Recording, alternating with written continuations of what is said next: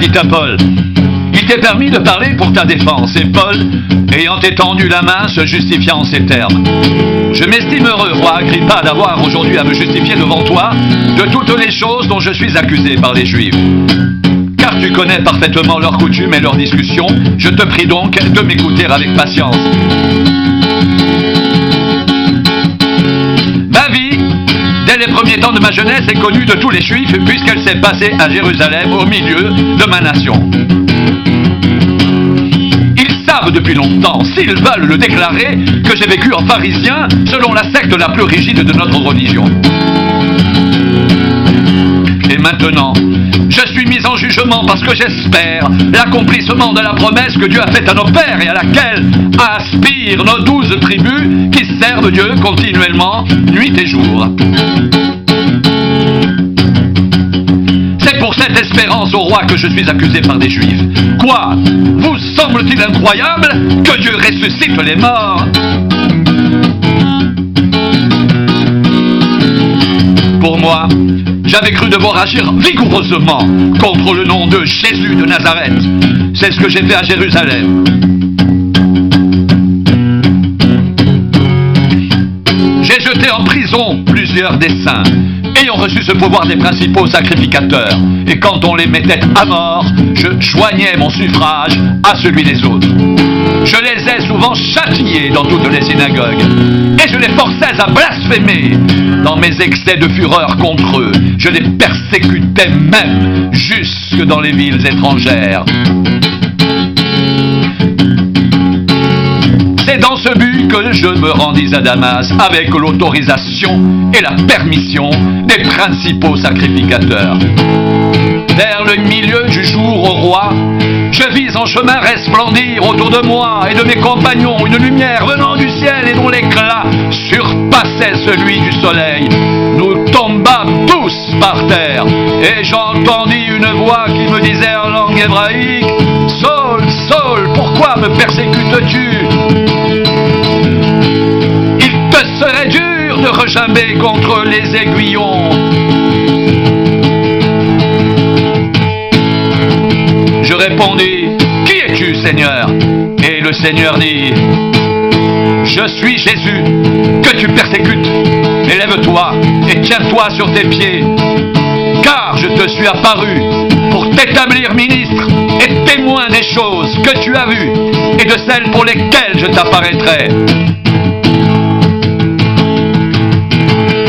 Je t'ai choisi du milieu de ce peuple et du milieu des païens vers qui je t'envoie, afin que tu leur ouvres les yeux pour qu'ils passent des ténèbres à la lumière et de la puissance de Satan à Dieu, pour qu'ils reçoivent par la foi en moi le pardon des péchés et l'héritage avec les sanctifiés. »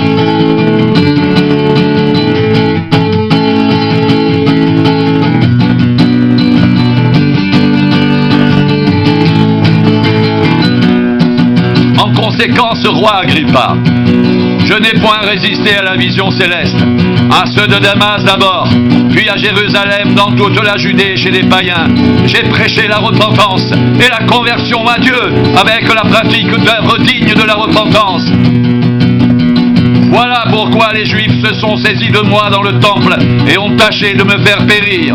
Mais grâce au secours de Dieu, j'ai subsisté jusqu'à ce jour, rendant témoignage devant les petits et les grands, sans m'écarter en rien de ce que les prophètes et Moïse ont déclaré devoir arriver, savoir que le Christ souffrirait et que ressuscité le premier d'entre les morts, il annoncerait la lumière au peuple et aux nations. Comme il parlait ainsi pour sa justification, Festus dit à haute voix: « Tu es fou, Paul, ton grand savoir te fait déraisonner. » « Je ne suis point fou, très excellent Festus, répliqua Paul. Ce sont au contraire des paroles de vérité et de bon sens que je prononce.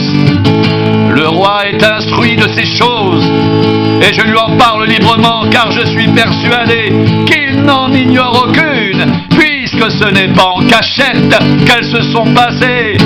Crois-tu au prophète ? Roi Agrippa, je sais que tu y crois. Et Agrippa dit à Paul, tu vas bientôt me persuader de devenir chrétien. Paul répondit, que ce soit bientôt ou que ce soit tard, plaise à Dieu que non seulement toi, mais encore tous ceux qui m'écoutent aujourd'hui, vous deveniez tel que je suis à l'exception de ces liens. Le roi, le gouverneur, Bérénice et tous ceux qui étaient assis avec eux se levèrent, et en se retirant, ils se disaient les uns aux autres, cet homme n'a rien fait qui mérite la mort ou la prison. Et Agrippa dit à Festus, cet homme aurait pu être relâché s'il n'en avait pas appelé à César.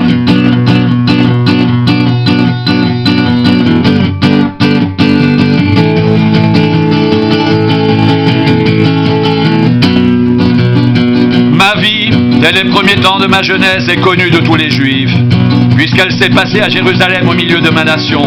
Ils savent depuis longtemps, s'ils veulent le déclarer, que j'ai vécu en pharisien, selon la secte la plus rigide de notre religion.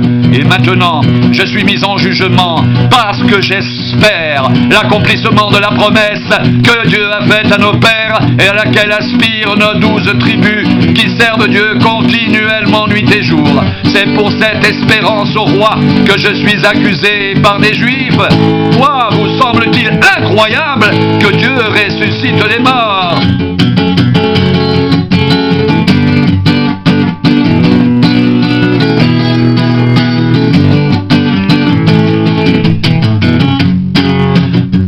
Pour moi, j'avais cru devoir agir vigoureusement contre le nom de Jésus de Nazareth. C'est ce que j'ai fait à Jérusalem. J'ai jeté en prison plusieurs des saints, ayant reçu ce pouvoir des principaux sacrificateurs, et quand on les mettait à mort, je joignais mon suffrage à celui des autres. Je les ai souvent châtiés dans toutes les synagogues, et je les forçais à blasphémer. Dans mes excès de fureur contre eux, je les persécutais même jusque dans les villes étrangères. C'est dans ce but que je me rendis à Damas avec l'autorisation et la permission des principaux sacrificateurs. Vers le milieu du jour, ô roi, je vis en chemin resplendir autour de moi et de mes compagnons une lumière venant du ciel et dont l'éclat surpassait celui du soleil. Nous tombâmes tous par terre et j'entendis une voix qui me disait en langue hébraïque, « Saul, Saul, pourquoi me persécutes-tu ? Il te serait dur de regimber contre les aiguillons. » Je répondis, « Qui es-tu, Seigneur ?» Et le Seigneur dit, « Je suis Jésus que tu persécutes. Mais lève-toi et tiens-toi sur tes pieds, car je te suis apparu pour t'établir ministre et témoin des choses que tu as vues et de celles pour lesquelles je t'apparaîtrai. Je t'ai choisi du milieu de ce peuple et du milieu des païens vers qui je t'envoie, afin que tu leur ouvres les yeux pour qu'ils passent des ténèbres à la lumière et de la puissance de Satan à Dieu. Pour qu'ils reçoivent par la foi en moi le pardon des péchés et l'héritage avec les sanctifiés. »